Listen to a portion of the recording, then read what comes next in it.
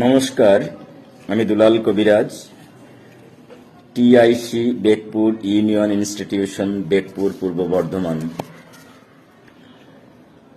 বসন্ত উৎসবে আপনাদের সকলকে যথাযোগ্য স্থানে আমার শ্রদ্ধা এবং ভালোবাসা জানিয়ে কয়েকটি কথা বলার চেষ্টা করছি। একটি স্পর্শকাতর ইস্যু আজকের সমাজের পার্শ্ব শিক্ষকদের আন্দোলন এবং তাদের দাবি নিয়ে। এর আগে 7ই ফেব্রুয়ারি 2026 একটি ভিডিও পোস্ট করেছিলাম। সেই ভিডিওতে বলেছিলাম, আমরা রাজ্যের সমস্ত টিআইসি বা ভারপ্রাপ্ত প্রধান শিক্ষক বা হেডমাস্টার মশাই, হেডমিস্ট্রেস সকলে জানি যে বিদ্যালয় পরিচালনার ক্ষেত্রে পার্শ্ব শিক্ষকদের অবদান কতটা।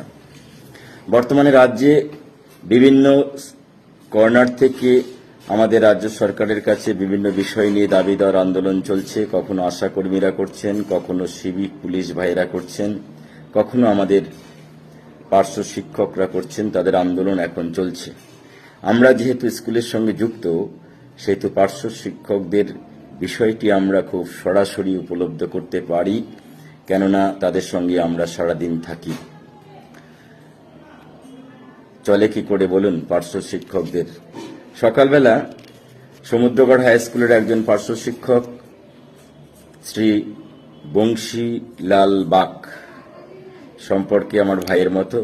আমি 2002 সালে চাকরি পাই, বংশী 2004 সালে। তো বংশী লিখেছে তার একটি পোস্টে, শুনুন কথাটি। এই মাটিতে দীর্ঘ 22 বছর আমার ঘাম, পরিশ্রম ও ত্যাগ মিশিয়ে দিয়েছি, তাহলে সেই মাটি আমাকে বাঁচতে দেবে না কেন? Bansilal Bag, Samudragarh high school, Purba Bardhaman. এই কথা শুধু বংশীর একার নয়, এই কথা সারা রাজ্য জুড়ে যে হাজার হাজার, সম্ভবত 55,000 পার্শ্ব শিক্ষক শিক্ষিকা আছেন, তাদের সকলের এই কথা। সত্যিই বলছি, চলে কি করে। আমি 2002 সাল, আজকে 2026 সাল, আর বংশী 2004 সালে জয়েন করেছে, আজকে 2026 সাল, 22 বছর চাকরি করে ফেললো। কিন্তু এখনো যে স্যালারিটা তার হাতে আসে প্রতি মাসে, সেটা দিয়ে বংশীর সংসার চলার কথা নয়। তার যদি দুটো বাচ্চা থাকে, তাহলে কি করে একজন MA পাস বা MSc পাস মাস্টারমশাই এটা চলে? ভাববার বিষয়, অবশ্যই বিষয়টি ভাববার। এবার এই কমেন্টসগুলো আপনারা করবেন, এত আপনার দয়া লাগে তাহলে আপনি নিজের পকেট থেকে দিয়ে দিন। এই ধরনের মন্তব্য করে থাকেন অনেকে ফেসবুকে, কিন্তু করবেন না। যার যতটা আমার হয়তো মনে হয়েছে এখানে ফেসবুকে আমি দুটো কথা বলি, তাই চেষ্টা করছি। তবে একটু তির্যক কথা কম বললেই ভালো লাগে। আমি এর আগের ভিডিওতে মানবিক মুখ্যমন্ত্রী বলেছিলাম, এই কথাটিকে আপনারা ভীষণ ব্যাডলি এটাকে কমেন্টস করেছেন। হ্যাঁ, মানবিক আমার দৃষ্টিতে মনে হয়েছে মানবিক, এবং আপনার দৃষ্টিতে সেটা অন্যরকম মনে হতে পারে। কিন্তু কখনো কখনো সমালোচনা এমন জায়গায় এসে পৌঁছাচ্ছে, সত্যি বিষয়টা একটু ভাববার ব্যাপার।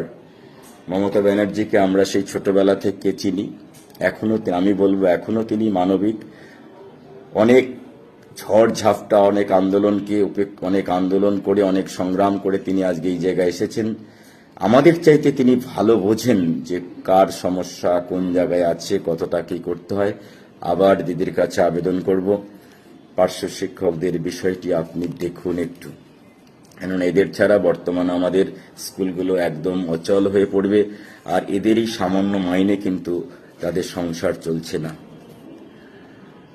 সকল পার্শ্ব শিক্ষকদের, সকল শিক্ষক শিক্ষিকাদের সকলকে বসন্ত উৎসবের ভালোবাসা জানিয়ে, পার্শ্ব শিক্ষকদের প্রতি আমার সম্পূর্ণ সহানুভূতি জানিয়ে শেষ করলাম। ভালো থাকবেন, নমস্কার।